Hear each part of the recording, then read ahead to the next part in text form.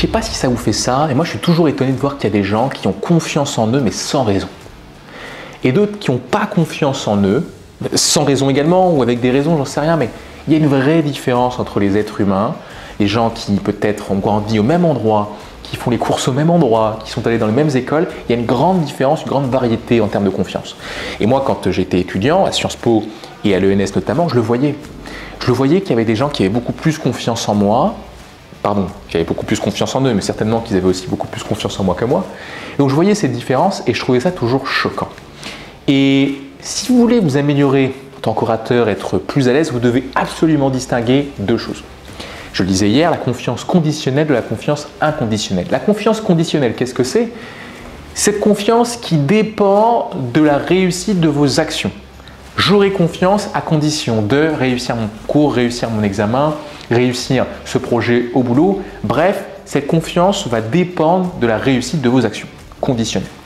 Et à côté de ça, vous avez une confiance qui, elle, ne dépend pas de ce que vous faites, mais qui dépend de ce que vous êtes. Vous avez inconditionnellement de la valeur sans avoir à l'attribuer à vos actions. Et je sais que ce que je suis en train de dire pour certaines personnes qui regardent et qui écoutent peut paraître très bizarre. Non, moi j'ai confiance parce que ce que je fais, c'est bien. J'ai pas confiance si je fais rien. Bah si, vous avez de la valeur inconditionnelle. Et je vous donne un exemple très simple pour le réaliser. Si demain vous mourrez, bon c'est pas très drôle, hein, mais si demain vous mourrez, bah, je vous assure que tout un tas de gens autour de vous vont être très tristes.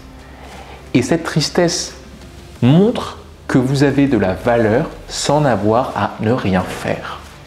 Donc peut-être que vous ne voyez pas cette valeur inconditionnelle, mais sachez que certaines personnes autour de vous la voient bien. L'idée, c'est de la reconnaître également chez vous. Donc cette confiance inconditionnelle ne dépend pas de ce que vous faites, mais de ce que vous êtes. La confiance conditionnelle dépend de ce que vous faites et pas de ce que vous êtes. Si vous voulez être plus à l'aise dans vos prises de parole en public, vous devez équilibrer les deux. Avoir autant de confiance conditionnelle que de confiance inconditionnelle. Très souvent, et je le sais parce que c'est un peu mon cas, on est un peu pareil, vous et moi. Les gens qui me regardent et qui m'écoutent ont un déséquilibre assez prononcé en termes de confiance. Très peu de confiance inconditionnelle, mais une grande confiance conditionnelle. La confiance dépend de la condition de la réussite.